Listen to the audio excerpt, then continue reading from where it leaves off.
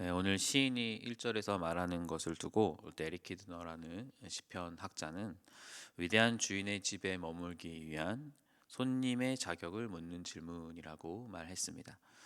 즉 전능하신 하나님, 온 세상 창조주 하나님, 누가 이분의 임재 안에 머물 수 있고 누가 이분 안에서 안식을 누릴 수 있는가라는 질문을 하는 것이죠. 사실 2절부터 4절까지가 한 문장이라서요, 여러분. 2절에 정직한 사람, 공의를 실천하는 사람, 마음의 진실을 말하는 사람. 3절에 혀로 남을 정죄하지 않는 사람, 친구에게 해를 끼치지 않는 사람, 이웃을 모욕하지 않는 사람. 4절에 하나님을 업신여기는 자를 경멸하고 주님을 두려워하고 사람을 존경하는 사람이 1절에서 말하는 주의 성산에 사는 자 누구오니까의 그 누구입니다. 2절을 먼저 살펴보겠습니다. 정직하게 행하며 공의를 실천하며 그의 마음의 진실을 말하며. 여러분, 이 고백은 마음과 삶의 일치를 말합니다. 삶의 한 부분은 하나님께 드리고 다른 부분은 세상의 방식대로 남겨두는 자는 하나님 임재 안에 거할 수 없다라는 것입니다. 주의 성산에 살 수 없다는 의미입니다. 마음에 있는 진실이 입술을 통해 나오고 그것이 다시 손과 발로 행해지는 그 유기적인 삶, 하나님께서 정말 원하시는 삶은 바로 이런 삶인 것이죠. 여러분, 우리 마음에는 진심이 있습니다. 진심을 그 입술을 통해서 고백까지 하는 경우도 있습니다. 그러나 여기서 끝날 때가 너무 많죠. 그리고 이건 누구나 다 할 수 있는 일입니다. 정말 중요한 것은 손과 발로 행해지는 정직하게 행하는 공의의 실천입니다. 하나님 앞에서 신앙은 결코 마음속 관념으로만 머물지 않습니다. 많은 이들이 구원을 가볍게 여긴다고 보이는 이유는 그들에게 진실한 마음만 있기 때문입니다. 실제 입까지 나오지도 못합니다. 아쉽게도. 마음만 있다면, 그러나 입술과 행동이 없다면 여러분, 그것은 하나님을 그리고 이웃을 기만하는 겁니다. 오늘 시인은 특별히 혀에 대해서 이야기를 합니다. 우리 내면의 진실함은 혀를 거룩하게 다듬는 데서 증명된다는 것입니다. 3절입니다. 그의 혀로 남을 허물하지 아니하고 그의 이웃에게 악을 행하지 아니하며 그의 이웃을 비방하지 아니하며. 여러분, 우리는 혀로 너무나 사람을 쉽게 죽이고 살립니다. 교묘한 말로 이웃의 명예를 깎아내릴 때가 있습니다. 교묘한 말로 자신을 의롭게 포장할 때가 있습니다. 그러나 여러분, 주의 장막에 머무를 자의 혀는 통제가 가능한 혀입니다. 진짜 경건은, 진짜 진실한 믿음은 하나님 성소 안에서 찬양뿐 아니라 성소 밖에서의 다른 누군가와의 대화로도 입증되는 겁니다. 이웃을 입술로 정죄하지 않는 것, 이웃을 입술로 상처 주지 않는 것이 공의를 실천하는 첫걸음이라고 지금 시인은 이야기하고 있는 겁니다. 이제 이야기는 점차 우리의 가치관과 관계의 문제로 깊이 들어가고 있습니다. 그의 눈은 망령된 자를 멸시하며 여호와를 두려워하는 자를 존대하며 그의 마음에 서운한 것은 해로울지라도 변하지 아니하며. 이 개역개정은 정말 이해하기 힘들게 써놨습니다. 다른 성경으로 읽었을 때 여기에는 두 특징을 가진 사람이 등장하죠. 첫째는 누구를 존경하고 누구를 멸시하는가. 세상은 여러분, 돈이 많고 권력 있는 자를 존대합니다. 반면에 가난하고 약한 자들은 멸시하죠. 하지만 주의 백성은, 성소에 들어간 주의 백성은 세상의 렌즈를 거부합니다. 그들의 눈은 오직 여호와를 경외하는가로 모든 것을 바라본다는 겁니다. 이 사람이 성산에 있는 사람이고, 둘째는 선한 것은 해로울지라도 변하지 아니한다. 즉 약속한 것은 해가 되어도 신실하게 지킨다는 겁니다. 약속의 무게를 아는 사람이죠. 우리는 상황이 불리해지거나 내게 금전적, 감정적 손해가 발생하면 쉽게 약속을 뒤집습니다. 나의 편안함과 이익이 하나님 앞에서의 그 신실함보다 더 높은 자리에 있을 때가 있습니다.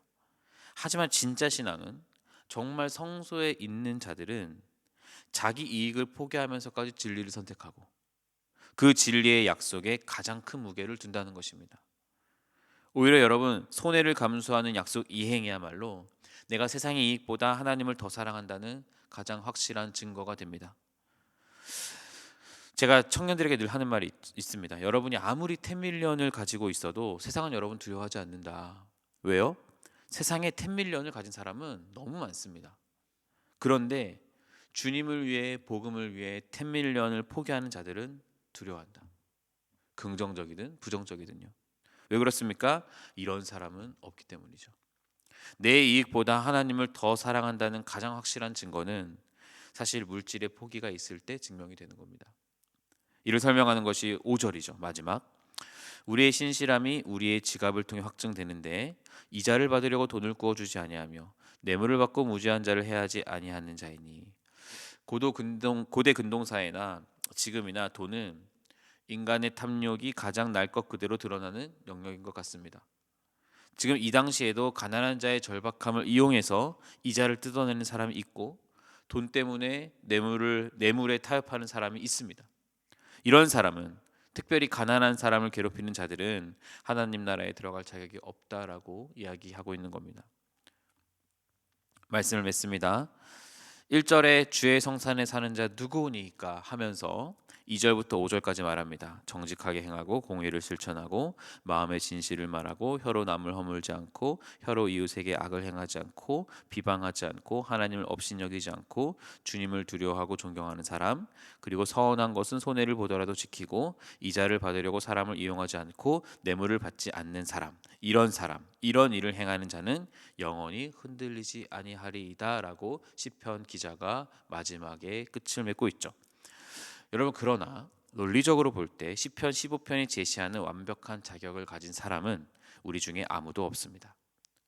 이 세상에 아무도 없습니다. 우리 마음은 늘 나뉘어져 있고 입술은 삐뚤어져 있고 손해를 보면 분노하고 억울해하고 돈 앞에서 악하고 작아지는 것이 인간입니다.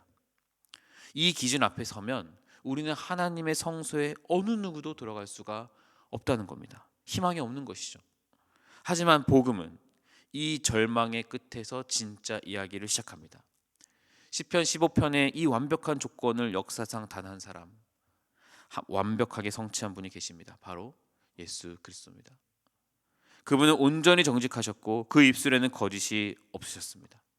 십자가라는 엄청난 손해가 닥칠 것을 아시면서도 우리를 구원하시겠다는 약속을 손해를 보시면서까지 끝까지 지켜내신 분. 우리를 살리기 위해서 그분은 하늘 보자의 포기라는 손해를 기꺼이 감당하신 분. 이분이 이런 삶을 살았기에 우리는 이제 이분을 힘입어서만 주의 장막, 그 성소에, 그 성산에 들어갈 수 있습니다. 여러분, 내 의와 내 자격으로는 결코 주의 장막에 들어갈 수 없습니다. 그러나 우리를 대신해서 시편 15편의 삶을 살아내신 예수 그리스도의 옷자락을 붙잡을 때 우리는 그분의 의를 덧입어 거룩한 성산에 들어갈 수 있는 자격을 얻게 됩니다. 이것이 우리가 붙들어야 할 가장 강력하고 유일한 사실입니다. 그리고 이 사실 위에 있을 때 시편 기자의 마지막 고백, 영원히 흔들리지 아니하리다의 삶을 우리는 살 수 있게 되는 것입니다. 사랑하는 다음 가족 여러분, 그리스도께 오십시오. 영원히 흔들리지 않는 삶을 살 수 있게 됩니다. 그분과 더불어 그분을 힘입어 오늘도 살아가십시오. 기도하겠습니다. 거룩하신 하나님, 주의 장막에 거할 자격이 우리에게는 조금도 없음을 이 시간 정직하게 고백합니다. 우리 입술은 부정한 것에 익숙하고 우리 마음은 이기적이고 세상의 이익 앞에 쉽게 타협하고 있는 것이 우리의 현실입니다. 그러나 우리를 대신하여 시편 15편의 삶을 사신 예수 그리스도로 인하여 우리가 주의 성산에 거할 수 있게 됨이 은혜요 감사요 찬양할 이유입니다. 그분으로 인하여 우리를 흔들리지 않는 반석 위에 세워주셨으니 이제는 세상의 이익을 위해 약속을 버리지 않게 하시고 혀를 제어하게 하시고 가난한 자를 돌보면서 참된 신앙의 삶을 살 수 있도록 우리를 강권하여 주옵소서. 예수 그리스도의 이름으로 기도합니다.